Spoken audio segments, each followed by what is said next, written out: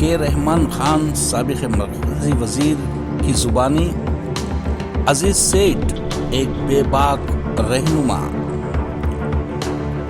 الحاج جناب عزیز سیٹھ 20ویں صدی کے دوران کرناٹک کے وہ مایا ناب سیاست دان ہیں جو میسور کے مرحوم دیوان سر مرزا اسماعیل کے بعد پوری ریاست کرناٹک کا ایک گھریلو نام بننے میں کامیاب ہو سکے۔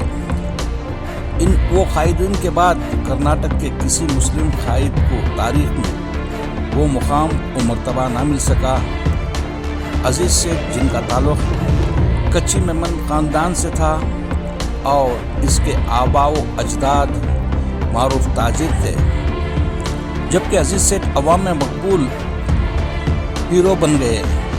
ان کی زندگی کی ابتدائی ایام ہی غریب اور مزدور طبقے اور سہولتوں سے محروم بیڑی مزدوروں کی فلاح بہبود کے لیے رہی۔ سوشلسٹ نظریات کو اپنا کر انہوں نے ایک لیبر لیڈر سے آگے بڑھتے ہوئے خود کو کرناٹک کا ایک طاقتور سیاستدان بنایا اور مختلف وزرائے اعلیٰ کی حکومتوں میں وہ کابینہ درجے کے وزیر بنے۔ اقتدار کے لیے انہوں نے کبھی اپنے اصولوں کے ساتھ سودا نہیں کیا اور انہوں نے وزارت سے استعفیٰ دے دیا جب ان کے اصولوں یا قوم کے مفادات سے ٹکراؤ کی نوبت آئی۔ اپنے پیروکاروں اور عوام سے بول چال اور لیڈر کا ان کا ایک انوکھا ہی انداز رہا جسے لوگ پسند کرتے ہیں۔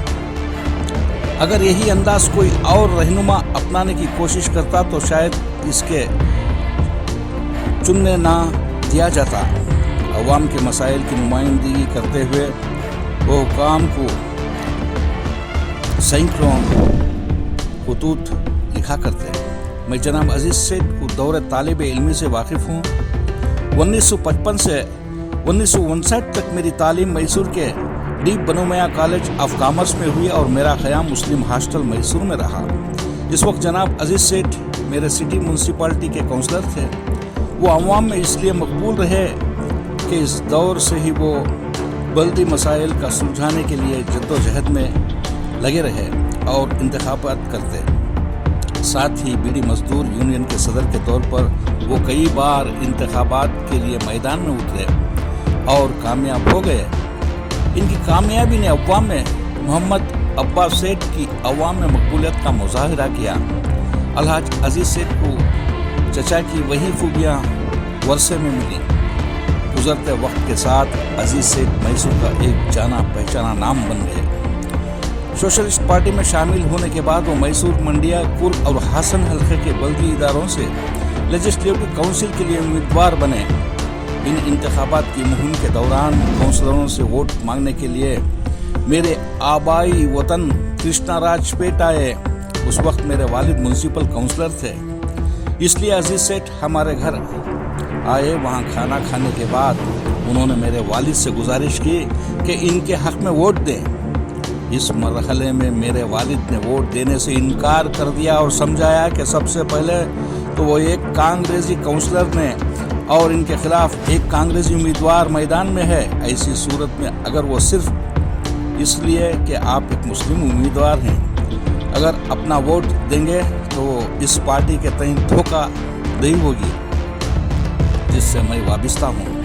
اس کے علاوہ کانگریس کے امیدوار نے ٹاؤن اور میونسپلٹی کے لیے بہت کام کیا ہے اور انہوں نے ایک پالی ٹیکنک منظور کروائی۔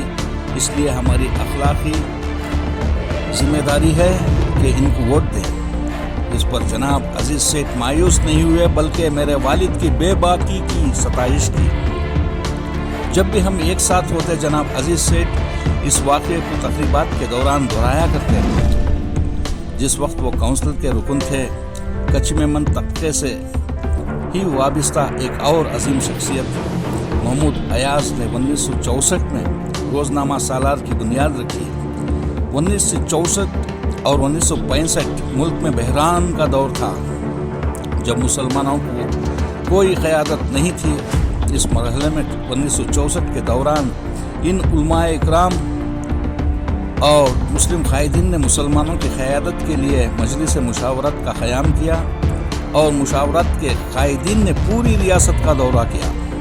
جناب عزیز سیٹھ اس پورے دورے کے منتظم رہے۔ یہی وہ دور تھا جب عزیز سیٹھ پوری ریاست کے عوام کے سامنے کھل کر آئے اور انہوں نے اپنی ترجیحات کو مسلم امور کی جانب سے موصول کیا۔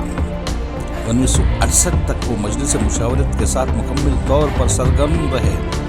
پہلی بار ریاست میسور کو انہوں نے حضرت ٹیپو سلطان شہید کے پڑ پوترے کو مدعو کیا۔ انہوں نے ان کے ساتھ پوری ریاست کا دورہ کیا اور ان کی رہنمائی میں ریاست میسور کے مسلمان کو متحد ہونے میں مدد ملی۔ کانگریس میں شامل ہونے کے بعد وہ دیوراج اس کے قریبی ساتھی بنے۔ 1972 کے دوران جب ریاست میں کانگریس نے حکومت بنائی تو وہ دیوراج اس کی کابینہ میں وزیر بنے۔ یہ وہی دور تھا جب انہوں نے 400 سے زائد جائیدادوں مزرعی وقف تھے ان کو مسلم اوقاف میں شامل کیا۔ ایک تاریخی کارنامہ رہا۔ بدقسمتی سے انہی کابینہ سے استعفیٰ دینا پڑا کیونکہ انہوں نے کسی کیس کے سلسلے میں ہائی کورٹ کے جج سے بات کی تھی۔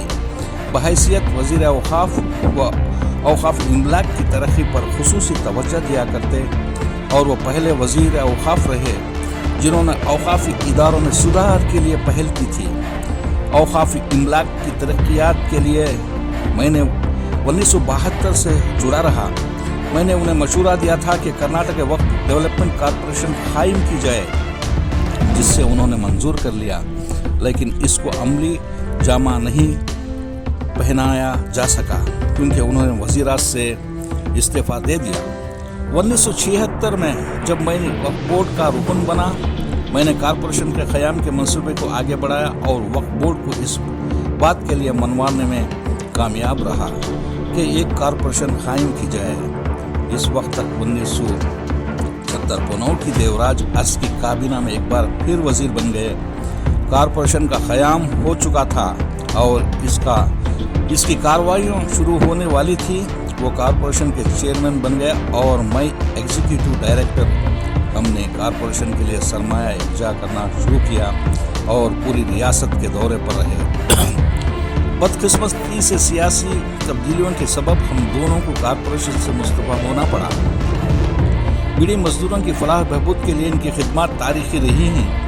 ہاؤسنگ اسکیمیں، ہیلتھ انشورنس، اسپتال، کالونیوں، بیڑی مزدوروں کی معیار زندگی میں سدھار، ان کے بچوں کی تعلیم کے ذریعے لاکھوں بیڑی مزدوروں نے فائدہ اٹھایا۔ متعدد اداروں کو اوقافی املاک لیز پر دینے کے لیے ان کی خدمات ناقابل فراموش ہے، خصوصاً الامین ایجوکیشن سوسائٹی بنگلور اور رفاع المسلمین ایجوکیشن ٹرسٹ میسور وغیرہ۔ الحاج عزیز سیٹھ نے جناب سی کے جعفر شریف کے ساتھ MLC کے لیے میرے نام کی سفارش کی، حالانکہ میں نے اس کے لیے نہ ان سے رجوع کیا اور نہ ہی کبھی ان سے گزارش کی تھی کہ MLC کی نشست کے لیے میرے نام کی سفارش کی جائے۔ یہ ان کی پراخ دلی کا ثبوت رہا۔ قوم و ملت کے متعلق کوئی بھی اہم فیصلہ لینے سے پہلے وہ ہمیشہ مجھ سے مشورہ کیا کرتے تھے۔ ان کو مجھ پر کافی اعتماد تھا اور میں انہیں اپنا ایک بزرگ اور خیر خواہ مانتا۔ قوم کی تئیں ان کی فکر ناقابل بیان تھی۔ میری زندگی میں نے بہت سارے مسلم رہنماؤں کو دیکھا ہے، لیکن عزیز سیٹھ جیسے بہت کم دیکھے ہیں جن میں قوم کی فلاح و بہبود پر تحفظ کا جذبہ تھا۔ میں نے اپنے سیاسی سفر کے دوران ایسا کوئی رہنما نہیں دیکھا جو عزیز سیٹھ جیسا بے باک، سنجیدہ مزاج، سیکولر، دیانت دار اور صاف گو ہو۔ یقیناً یہ کہا جائے تو بے جانا ہوگا کہ عزیز سیٹھ شہر میسور تھے۔